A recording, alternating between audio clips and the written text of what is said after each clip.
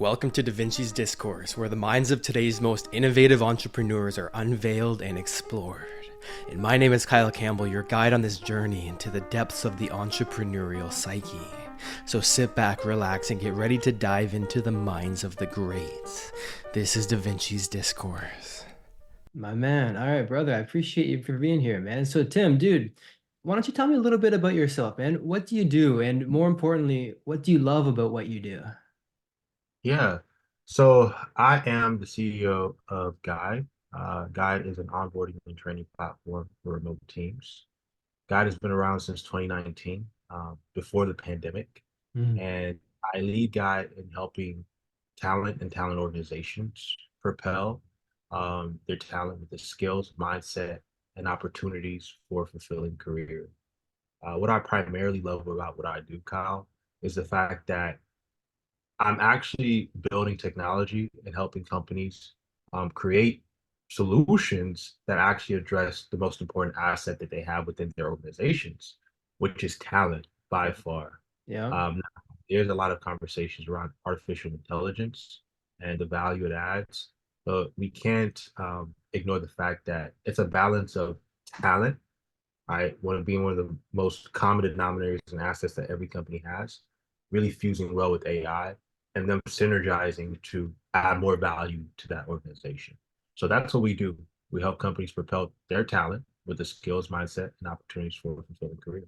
I love it, man. So how'd you get into that? Because it's an interesting path that you've chosen, right? So, I mean, what got you interested in it to begin with?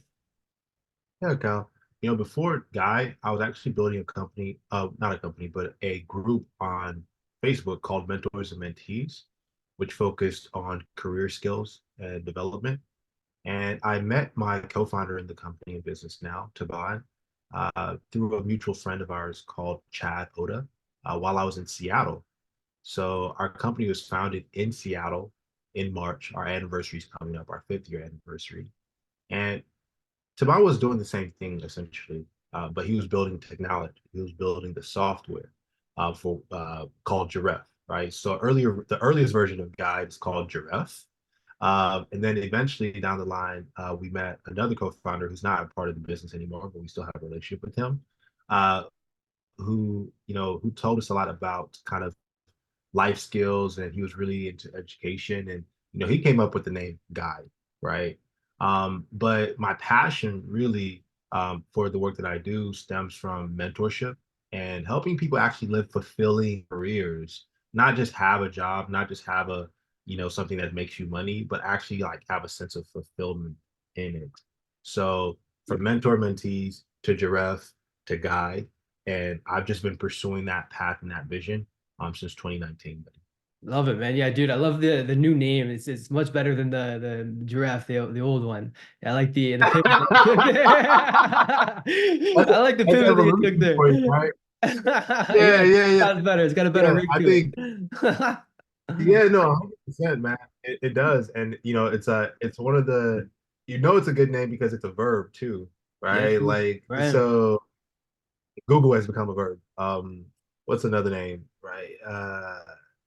Slack is a verb. Yeah, Slack is true. a verb, Yeah, right? yeah. Switch from a noun to a So verb. Yeah, yeah, yeah. You yeah, got so that whatever the becomes, same thing going. Okay, okay. yeah, Well, man, 100%. 5 years in the business, dude. So like what is your secret for sustaining that? Because most entrepreneurs they fizzle out at about 2 years. Like statistically speaking, that's where the average business fizzles out. How were you able to surpass that? What have your secrets been to the longevity of it?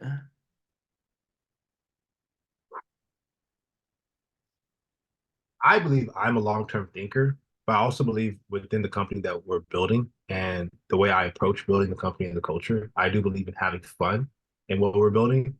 I can And tell. yeah, and there's a big element of resilience in terms of not giving up on something you believe in. And I actually live guide, right? Like I actually believe in talent. I've traveled the world helping organizations adapt to AI, adapt to technology, adapt to market changes, but more fundamentally educating their talent so they can keep going, right? So for me, I actually love what I do because it has to do with people and an asset that's not going anywhere. It's going to be here forever because people are forever, right? it's an infinite game that we're in terms of business. So therefore, for me, the resilience of knowing that every day is day one is a big mantra in our company, because we don't take a day for granted, but we understand that we will have another day, hopefully, right? Because every day is day one, right? So it keeps us in this state of stillness and Mm. constant iteration, right? Kaizen philosophy, where we're trying to get 1% better or 10 times better every single day. So that's how we've been in business for 5 years, Kyle. I like how you're tying the philosophy and the spirituality and with the business end of it. How do you see those two together? Is there a dichotomy in your mind, or how do you change or make it so that the philosophy is one with the business? How do you think about that whole union? Yeah, so I think we have 12 virtues at our company. Okay. Um, and I don't expect our members to remember all of them, but there is some of them that are really awesome, right? That they could just incorporate. So one of them is actually really cool. We API, which actually stands for we assume positive intent, right? I get Our virtues, I believe, have been really big in terms of creating what I like to call Ubuntu culture, right? Meaning that we really look at the collective, but I also understand that we're all individuals as well. So when you look at Ubuntu Mm. culture, it's thinking about what are we doing to add to the collective puzzle of our culture that drives our organization forward. So I think that spirit of Ubuntu has become like a really powerful philosophy. And one of the things that actually inspired that comes from like Salesforce Ohana culture.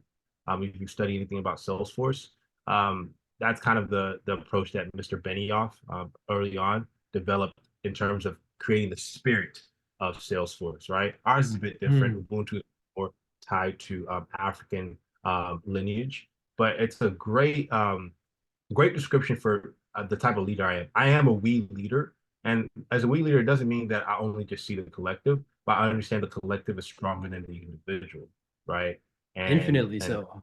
Yeah. yeah, infinitely so. Yeah. Hell yeah, um, man. so it's a big part of our spirit and also how I approach leadership, right? I am one person, but I'm not an impulsive type leader. I try to be the soul of our organization, but also want everyone to play that same role. Like, what are we really doing here? And is our intention in alignment with our virtues? Because virtues are what you do, and there's values that stem from it. Mm. Okay, so let's say that I was a client that was considering doing business with you. What would the process look like, and how would I know that it was a good fit for me to get involved with it? Yeah, so the process usually looks like for us in our first sessions with clients, we describe it as intake sessions, right? Where, yeah, we can demo the product, our platform, but we're really much more interested in understanding the context of that organization's needs. Whether is it people related, is it technology related, or is it an element of all of both, right? You never know what's going on when it comes to talent experience within companies, because every company is truly different from their tech stack to their cultural ethos, and then Yeah. fundamentally the executives that they have in leadership. So for us, we have an intake session where we really go deep with them. And then from there, we actually have an assessment that we're building. We're going to publicize it soon, where they take and we get a sense of what the talent experience looks like within their organization. And then, Hmm. from there, we hopefully set up multiple intake sessions, and we get to a point where, there's a deal in place and we start talking about how we can add value and contribute to that business. So you're talking about almost a personality assessment of the collective of the organization itself. So you're essentially getting a roadmap of what the company ethos looks like and what the experience is like from the inside, and then you're able to get a grasp of what that company does, and then you're able to formulate a way of improving their business with that map, right? 100%, Kyle. You get it 100%, and I probably believe you have something to add to it. And I would love to get your perspective on how you're doing this from your business standpoint and with the growth in AI technologies. So you're absolutely right. Right, we're really high context, and we are having the assessment. We're actually putting that in place so we can even be more objective. But at the same time, we're getting the qualia element from the conversations, right, from how they feel and from what they express, because every culture is truly different. Yeah, well, yeah, no kidding. I mean, every individual is different, and the collective of those individuals that are similar are different, and it all ends up as one, though, which is also very beautiful and profound. Um, all right, man. Yeah, I love it. So let's say that I was getting started in the company. I'm in the intake session. Where do we start with that? What's our MO in the intake session? Where do we go from that? We can kind of just walk through the customer journey that you take people through. Yeah, so in the intake sessions, I usually ask questions such as, what's the current state of your culture? One, right? You know, uh, what business are you in, right? Like, what's the actual business, not the product that you're selling, because that's just the media, but what's the actual business? Like, how do y'all make money? And then fundamentally, what's the why behind that, right?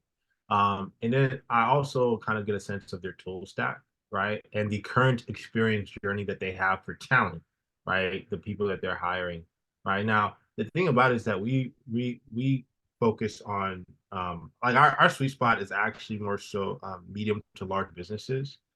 We believe in we consider them to be talent organizations. So there's solo talent, which are talent organizations with 1 or 10 people, because there are businesses of one. That's a real thing, or less than 10, right? And then there are, talent organizations in the middle, where they're medium to large businesses, and it's 11 to 500, right? And then there are bigger enterprises, and based on small to medium business administration quantifications, those are organizations that are like 5,000 and up, or 1,000 and up, I believe, right? So when we like break it down using just like those three factors, we're able to identify how we can best work with a company. So if it's an early stage company, and let's say it's a couple or family, they're starting a family business, which are most of the businesses in America, right?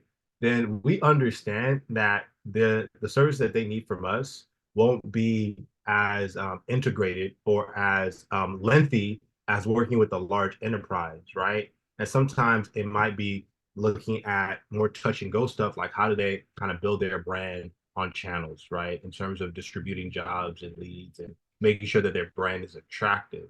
So from that point on, we'd start to look at like, okay, what can we do with our technology stack?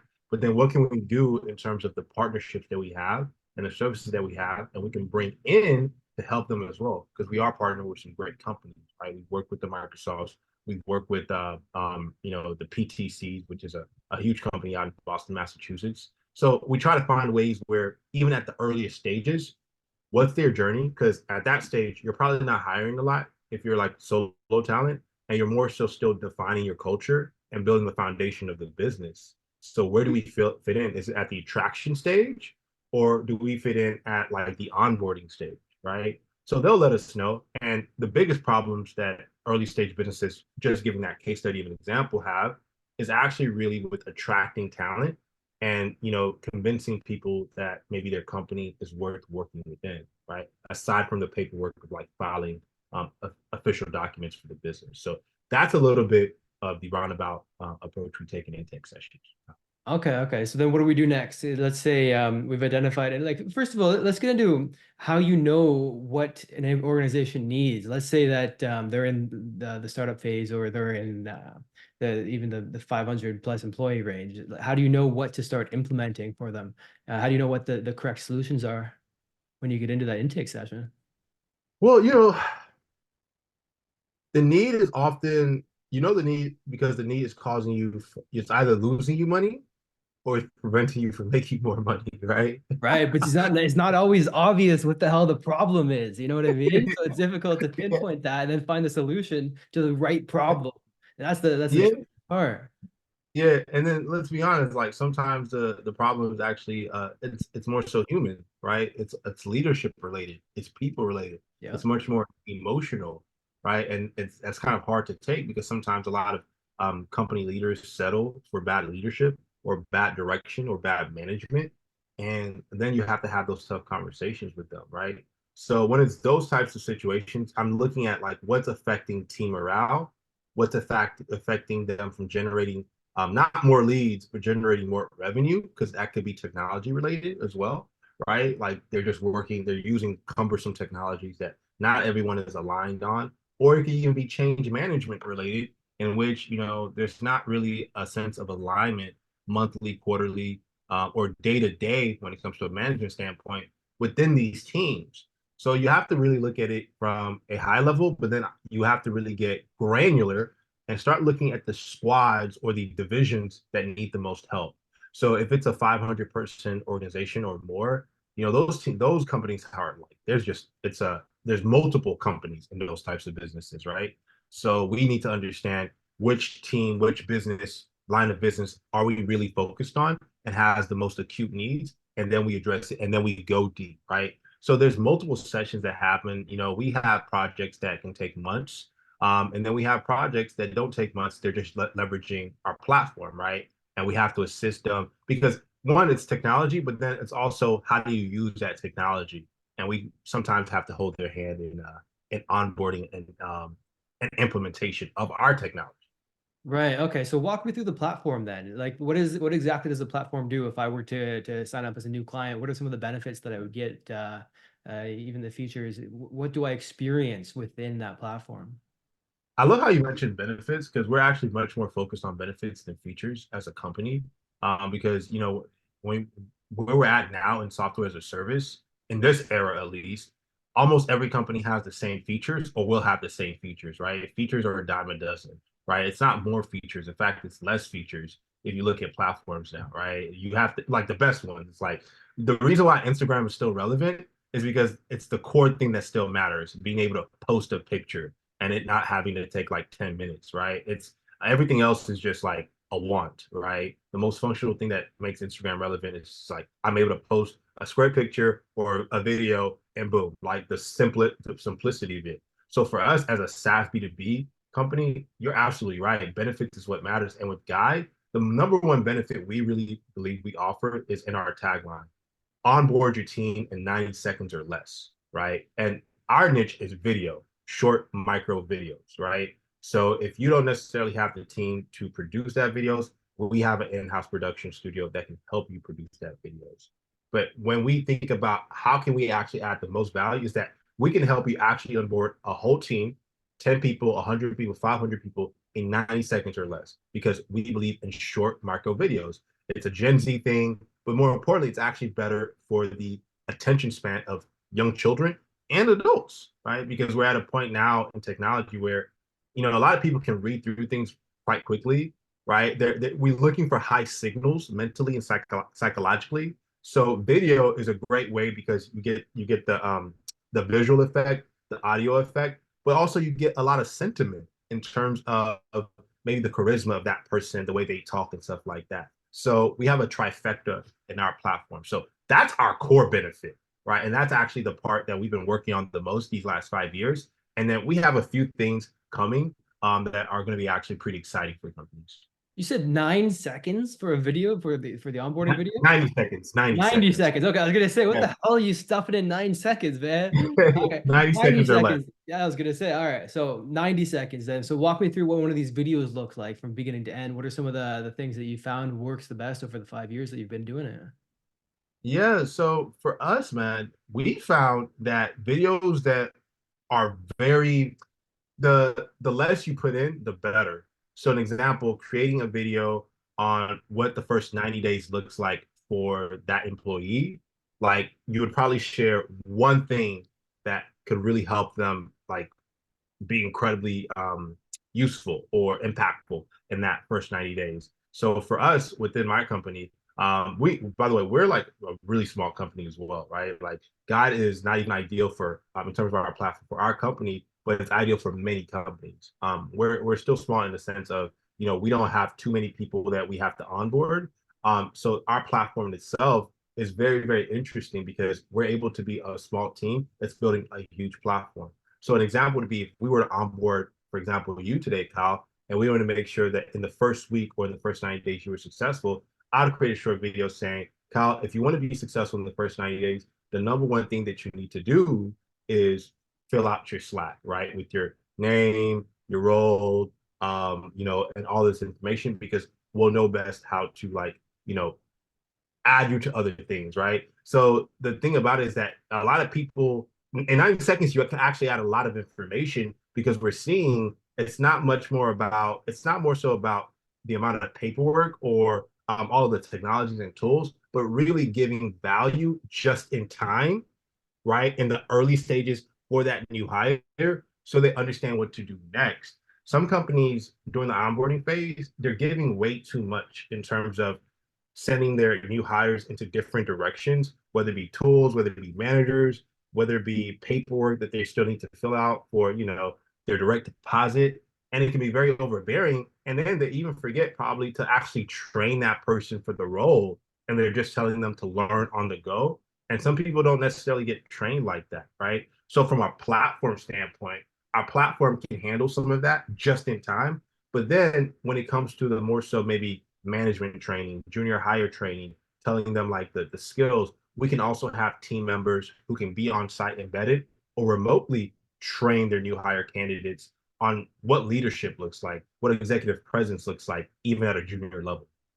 Right. So So it's a you're paving the whole path between the new employee that doesn't have a clue on what the hell to do or what to expect to having somewhat of an idea of what to do and what's going to be relevant moving forward. What's this is going to look like?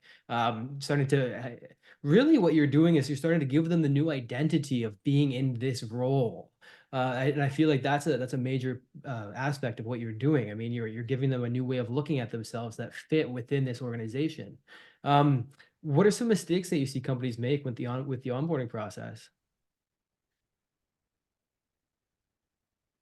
one of the things I would say is a mistake I'm seeing, man, is the companies who are onboarding new hires on extremely comprehensive, like difficult technologies, right? Like cumbersome technologies.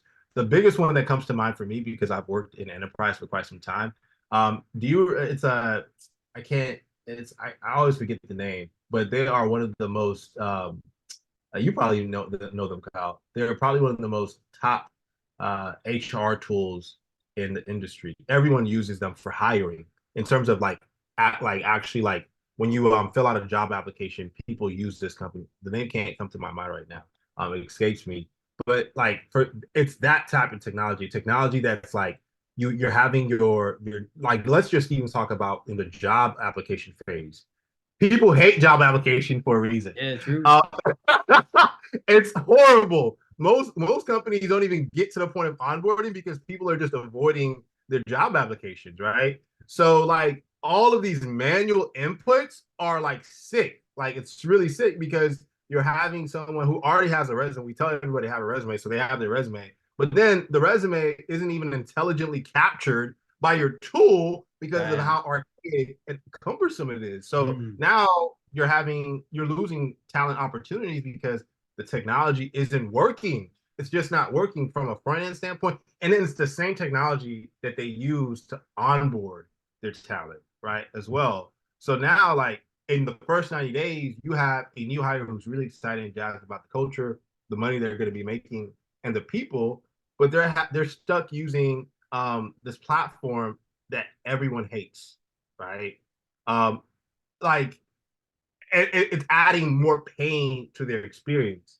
And I hate that for companies, right? So like use technologies for where you're at in terms of your stage, right? Like, and so the technology I'm referring to is mostly enterprises that use it, like really large enterprises. It's one of the top HR tools for enterprises in terms of new hire onboarding. So a lot of companies are much better off not using that type of technology. So if you're a startup, use tools that match your stage. If you're a medium large business, use tools that match your stage. When you're an enterprise, then use that tool that matches your stage versus how some companies like who are maybe gung-ho like or startups make the mistake of using maybe really comprehensive and very hard to use or rudimentary tools that are really much more pain to the new hire onboarding experience than delight. You want to use tools that delight your actual talent because your talent is customers. Hey, I hope you're enjoying the podcast, and I want to let you know that I've got a free book that you can get if you want to tap into more of these resources, and you can get that for free at kylesbook.com. Back to the podcast. They're building your product for the other end of the customers that you have to deal with. So that's a mistake.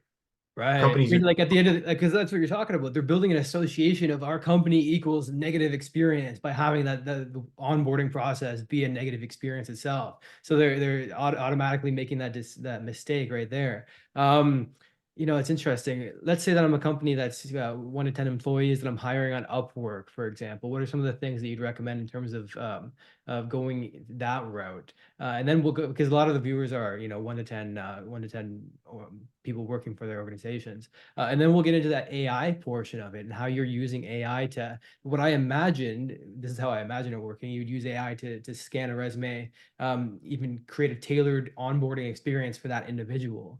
But we'll get into that. First of all, how would you go about hiring somebody on Upwork if you and onboarding them onto your team from there remotely? I love that question because that's fractional talent and contractual talent. That's a sweet spot for us because that's actually how we're built. We're built to be a flexible operating company. In fact, one of the key things that I often say is contract to build, hire to scale. Given this market that we live in, Mm, mm, you don't you don't want to hire to build and then contract to scale. That's actually weird. That could work for a company depending on your ethos, but we're living in a different era now, right? And like, so for example, real quick on a tangent, the past eras, like the Jeff Bezos eras, the late '90s, Jeff Bezos, all of those companies, the big internet companies today, they literally had to hire talent to scale their companies because they raised so much money to be in positions that they are today. But guess what, though? If you go to Google, a majority of Google's talent isn't full-time employees. It's actually contractual employees, and I believe you probably know this as well, Kyle. Like it's a majority contract because they realize, wait, this is not sustainable. This isn't mm, smart. So mm, for us, if we were to have a hire talent from Upwork, it would be the same ethos, right? Because we're a Slack-driven company, but we also have our platform, right? It's easy enough to where we literally get we on the within the first 90 days, we let them know what we need them to use. And we have a different relationship with contractors, right? Because we're building the relationship with them. We don't immediately actually put them in our Slack. We also have a Discord channel, which is kind of where we have our collective, right? We kind of like build and nurture the relationship with them. We're able to share maybe videos with them, 90 seconds or less videos that let them know, get a sense of camaraderie within the first few weeks, but also a highlight of what they need to work on, and what the problem area is. When it comes to contractors, we're very focused on different aspects of the business. For example, we hire a lot of contractors for like social media marketing, right, for our business. So that is very focused on customer facing versus internal facing for our company. So if it's for them, like within the first 90 days, everyone really understands social media. We're not having to not reinvent the wheel there, but we let them know what we expect in terms of content, frequency, and all of that, so that they feel equipped. But a majority of our talent is actually contract as a company right now versus full time, like me and my founder. Yeah, me too, dude. I know that's what I'm saying. And I think like it's interesting by hiring somebody on Upwork, but actually giving them the onboarding experience, like with a 90-second video, you're really bringing them into the company as opposed to just saying, hey, do this task and do that task over and over again and make sure that it's high quality, whatever. They're missing the vision of what the company is doing, what they're actually doing as an individual for the company, what they're contributing to. It reminds me of there was this old adage where an individual's they asked somebody who's building a church, what are you doing? Oh, I'm laying bricks. Okay, the next person, what are you doing? Laying bricks. And the next person, what are you doing? Oh, I'm contributing brick by brick to some place that's going to be worshipped by people over the next hundreds of years. And so this, so he was all fired up about his work. He was excited about it. He had that 90-second vision of because he could see the big picture of it. And I feel like in these 90-second videos, onboarding people, you're able to give them the full encapsulation, the full vision of what they're doing as an individual, how it's contributing to the big picture of things. And that would obviously increase the quality of their work too, even as a contractor. They're more excited about it and they see how it fits into the greater scheme of things. What do you think about that? I mean, it's interesting, right? How you can really I indoctrinate, love that. bring somebody into your organization with these videos like that, right? I absolutely love that, Kyle, because and that's kind of like saying the why, right? And that Right. adage, like the guy that said that, I'm building a place to worship for the next 100 years, like the why. And you know that I believe that's what our platform actually helps a lot with companies. Yeah. Like there's a why to it, but fundamentally our tool is simple. You know, one of our virtues is do simple better, right? Because simple scales. Like I really believe that, man. And the thing about it is a lot of companies don't believe that. A lot of companies believe in comprehensive, cumbersome, because they believe more features is more benefit. And Right. they're really just releasing features to copy and duplicate, but not really add value, right? Like, so for us, like that's what we hope God can do if you're using it, right? Right? Because Right. sometimes you gotta True. help you use it, right?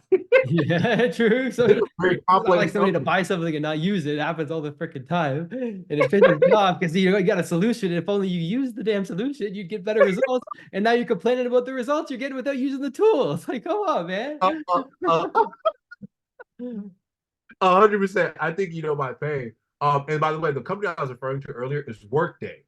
Oh, Workday. okay. Just popped Workday is up, eh? Funny how that happens.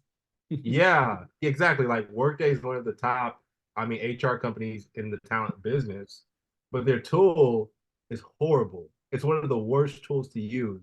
It scores the lowest on any type of UX experience rating. But a Hmm. lot of companies at the enterprise stage, and even some at the medium and large business stage, use it. They don't use the business. They don't use the tool that's for their stage, but more importantly, that's better for their talent, right? So Workday is the tool I was referring to earlier. But yeah, right? Like it's a matter of onboarding people and telling them the why. And then here's one thing that we often get within our company.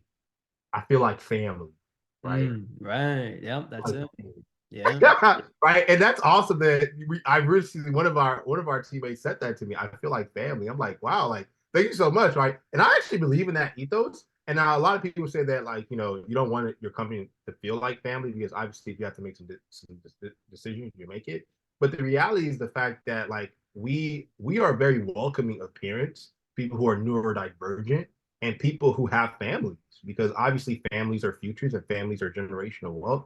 So for me, I try to create an environment where people feel comfortable and psychologically secure enough to like do the best work of themselves so they can that they can so they can provide for their families, which is why they work, right? Like fundamentally. So for me to hear that was positive. And really we try to like create the right teams because get funny enough, couples can work really well together when they're aligned. So we actually have a couple right now that works on our social media team, right? And they work really well together, like really well together. Yeah, I mean, I So, got so brothers that are in Pakistan. I've got brothers that are both doing the same thing for me. They work off of each other. It's cool because they're literally family, but they're becoming a part of the family of the ethos of our organization, which is freaking sweet. You know, it's badass 100%. because what do we do with family, right? We want to protect family. We want to love family. We want to have that feeling of compassion and oneness with family. And by thinking of your organization as a family or making them think about you as a family, they're more likely to put their effort in, maximum effort into making your organization with the work that they do as great as possible. So I love that, man. It's killer in terms of making people feel at home within your company. Yeah, dude, big time. What about I'm still curious, what are some other things that you do to onboard people to make them have that familial feeling when they're in onboarded, right? What are some of the things that you do aside from the 90-second video to make people have that family feeling once they're in? Swag. We get them Swag. some Oh, swag. interesting, right? Yeah. Yeah. Uniform. Um, yeah. There's something they can hold that's tangible in their hand. That's like an icon or something like a tangible thing that they can grab and they become a part of something. Like even with AA, they've got coins that they use, and they having something that they hold. It gives them a whole other sense of purpose and power with the oneness of the organization. What are some of the things that you use for that? So, coffee or tea mug, whatever Yeah, you want to use for. yeah, okay. We're going to be getting them. We get them pullovers. We're actually working on some new swag right now, and it's exclusive to them. There's an exclusive swag for internal members, right? You know, like members that have been with our company for a while or are part of our company officially, right? Like we get them stuff that you can't see in the market that we're not going to share with Right. everyone else, Yeah, and we maybe like we even important. personalize it, right? So like it makes them feel even more exclusive. What we've learned from a brand standpoint, Kyle, is that we're in the business of membership and exclusivity, Mm. right? A lot of companies, a lot of brands are not in our business, right? As we are in the business of talent, we have to actually leverage that brand theme, that brand lever, because every company is in the business of membership and exclusivity. Exclusivity, if you think about it, right? Companies are themselves squads, right? They're their own cultures, they're their own identities. And if we talk about social psychology, right? You know, the company you're working with, psychologically, you're joining them because you believe they're winners. They're paying you, right? Right? Like you want Hopefully. to be, yeah, you're trying to adapt to their culture. Hopefully they're paying you, right? Yeah. But like that's what they're in. They're trying to create a sense of exclusivity, specialness, membership within their ranks. So for us, like we take that seriously and we try to adapt it to everything that we do in a business. Anything else that you do? Is 90-second videos, swags, they got make them feel a part of the family. What's another thing that they can do? And then we'll move on to the AI portion of it. Well, we invest in them. We invest in them. We're well, not only are we paying them, but we're investing in their learning because we have a learning and Right. talent platform. So if Yep. there's ever an opportunity for us to invest in them, take them on a trip where they can learn and better our company through it, right? We allow them to have sabbaticals, right? Like we actually treat our people as creative athletes, right? I'm actually a big people and talent driven CEO. I am not one of the impulsive, all I care about is the money type of CEOs. Actually, the money is important, but what matters more is time, longevity, right? You know, a lot of CEOs are different. I'm a we leader. I'm not an I leader, right? So for me, you know, I understand the wealth and the abundance comes from collectively ensuring that our people are growing.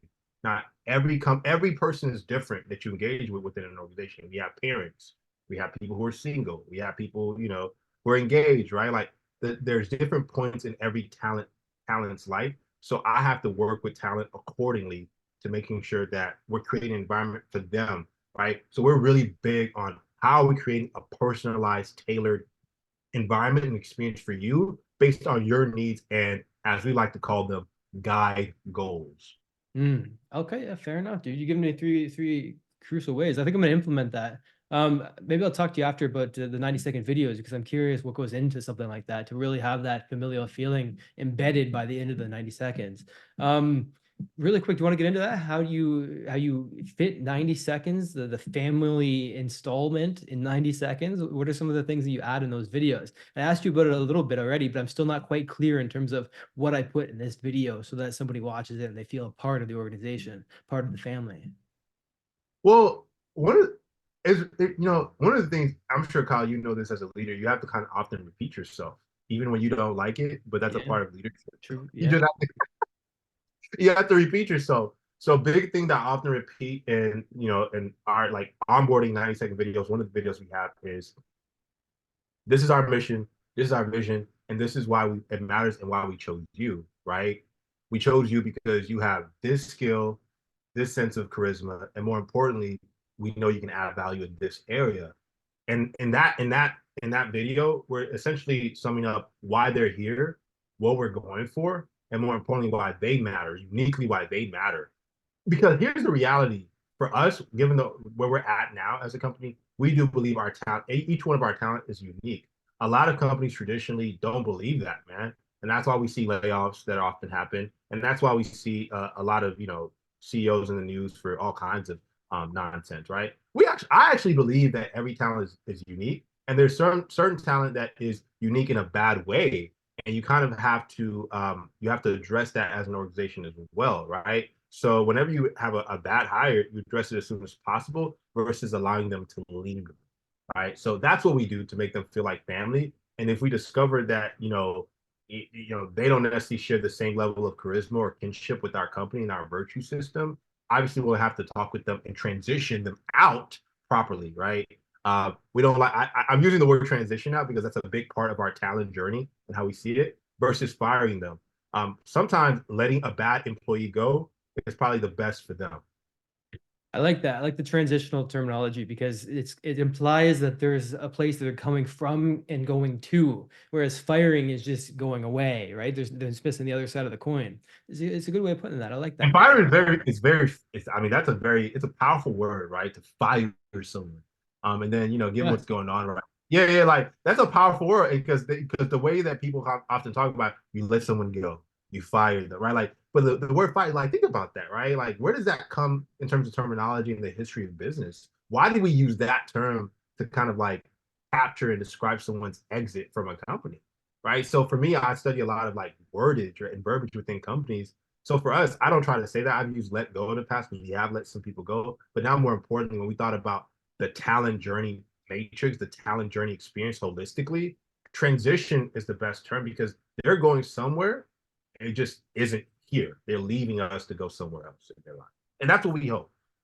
Yeah, man, I liked it a lot. So let's get into the AI portion of it then. What are some of the things that you're using AI to successfully onboard somebody into a company? Because I'm fascinated by this, man. So tell me about it. What are you doing? Yeah, I know you're an AI whiz. So we actually started playing with AI within our company around 2020.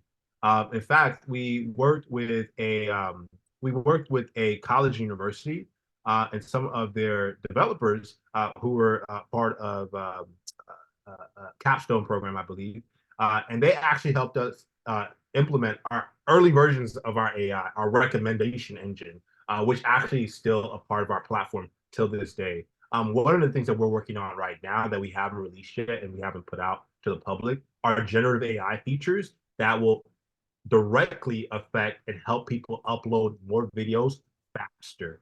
So easily when you upload a video, ensuring that we can transcode and transcribe that video, understand what you're saying, but then recommend the description and the title of that 90-second video. So like you don't have to necessarily think about creating a description and a title.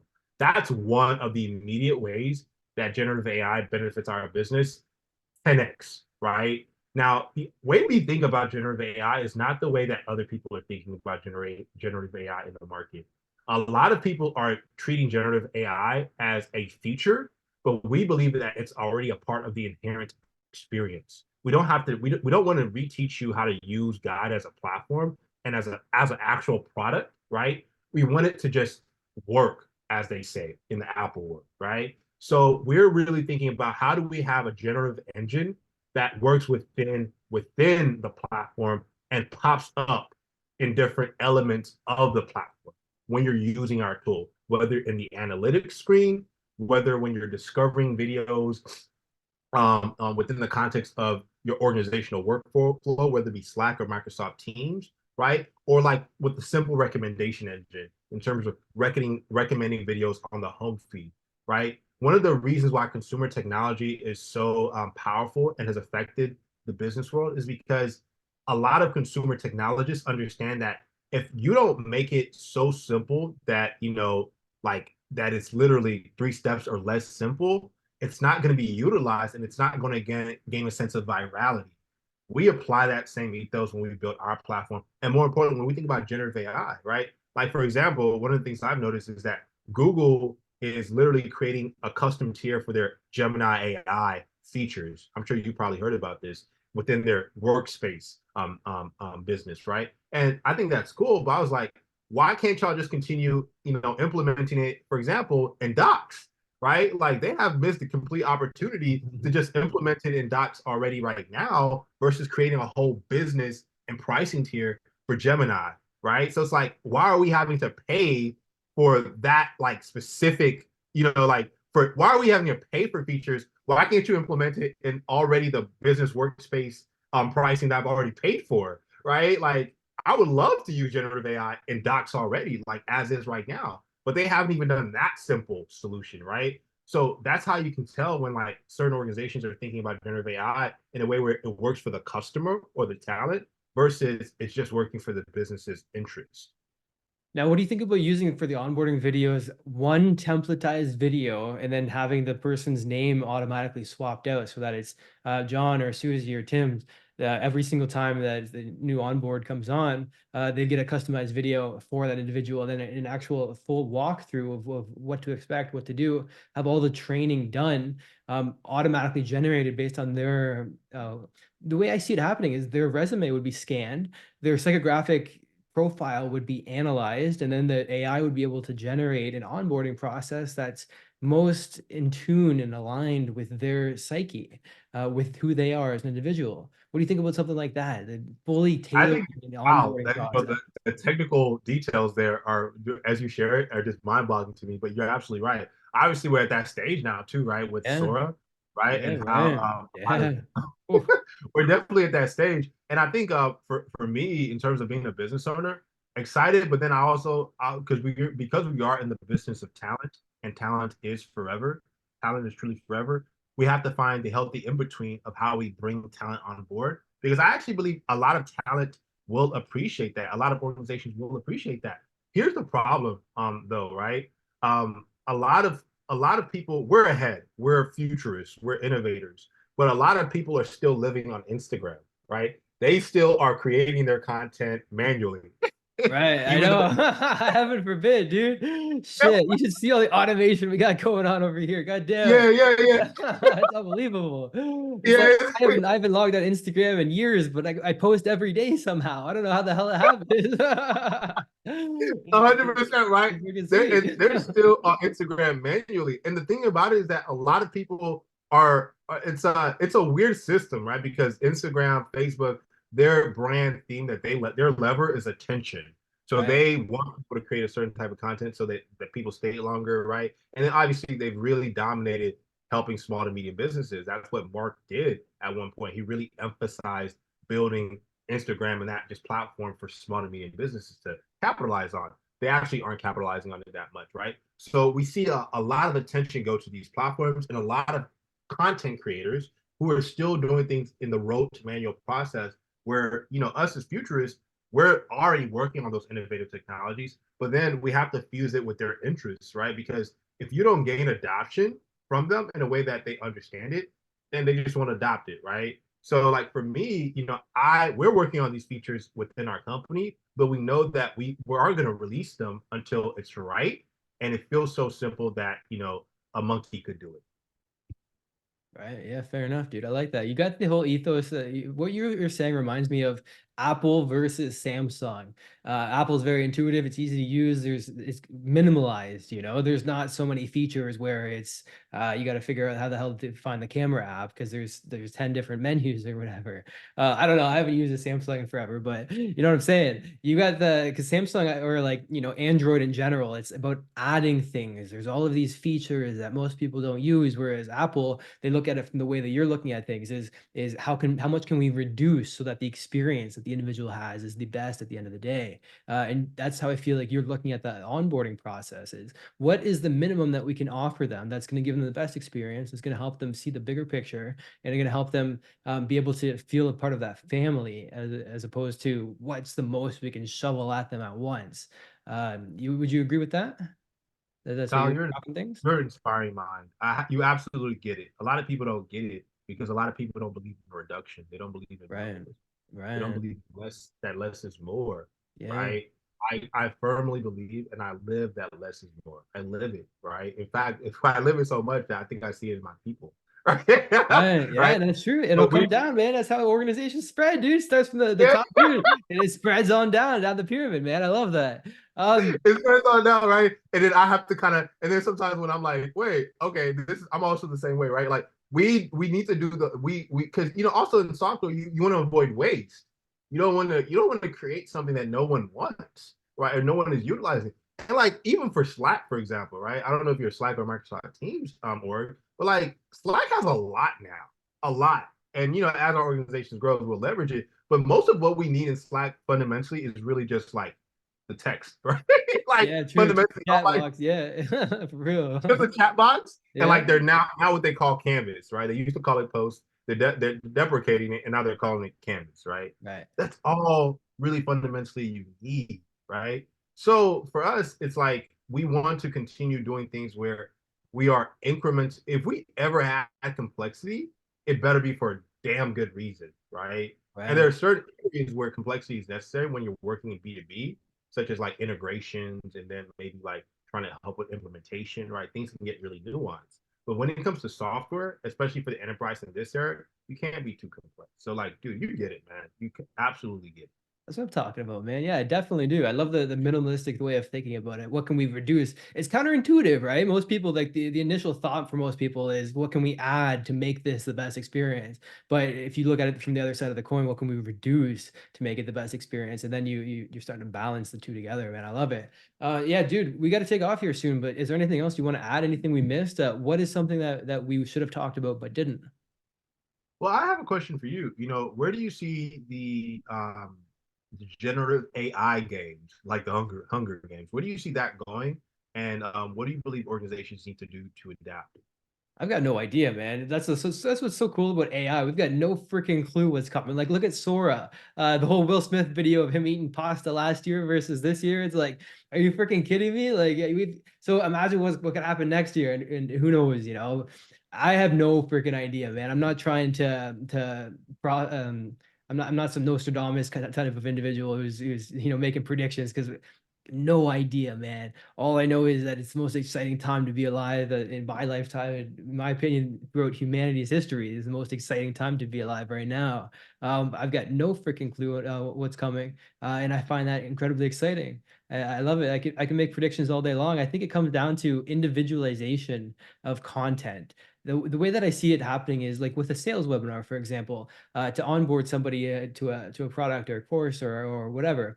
I see sales webinars, the same as movies, being generated in real time for each individual as it moves forward. So let's say Netflix has an understanding of, they can make predictions of what you'll like based on previous watch history.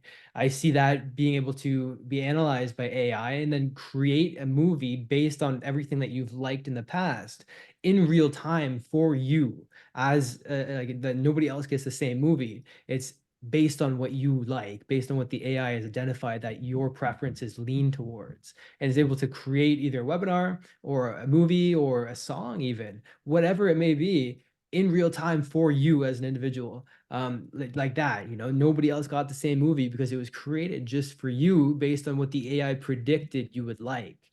So that's where I see it going. But again, who the hell knows, man? I don't know. To me, that seems like the most logical or the most probable future. But I don't know, man. What about you? Where do you see it going? And what do you think about what I just said? No, Kyle, I think that's actually a really powerful hunch. Um, I believe that we're going to see a a separation. There will be those that are AI astute and they Bro, are leveraging it in that way, or yeah, we're they already found what seeing that. that Yeah. way.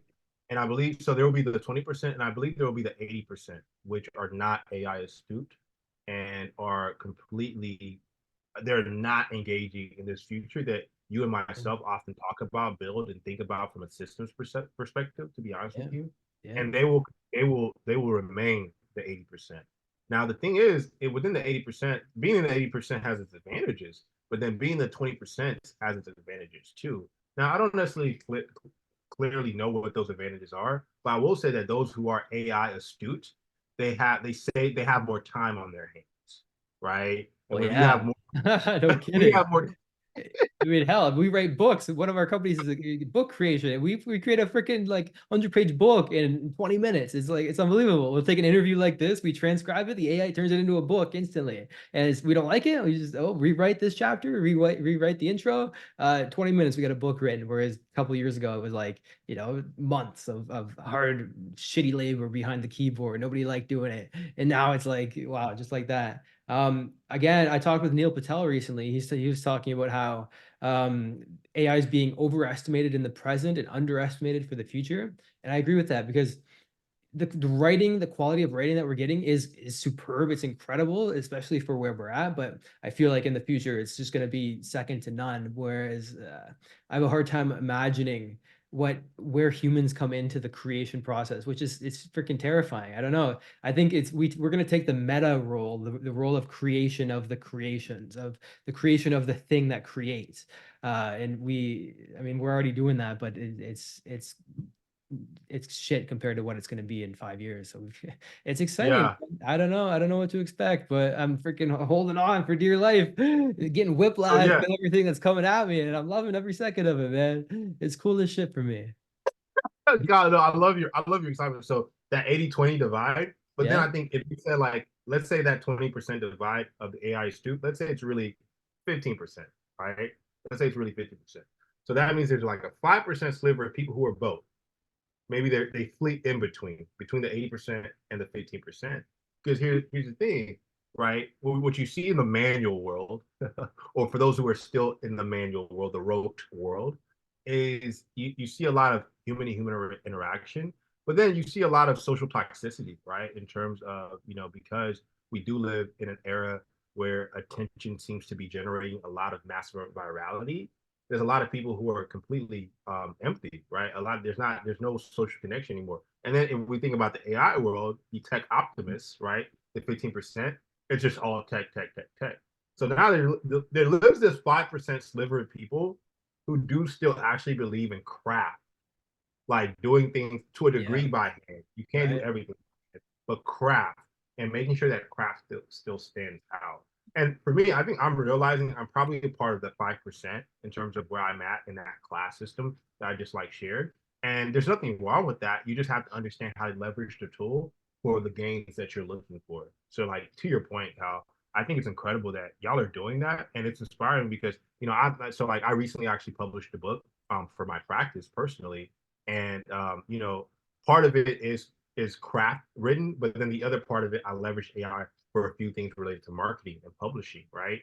So Right. I'm totally on your level with telling with that, and like you're absolutely right. Like it's gonna be unbelievable. And for me, I'm taking that wait and see approach and just like learning from experts such as yourself, man.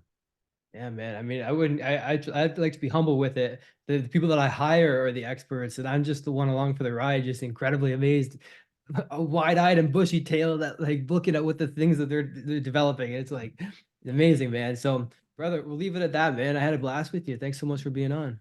All right. I hope you enjoyed that podcast episode. And if you want to get a free copy of my book, go to kylesbook.com and you can get a copy there. I'll talk with you soon.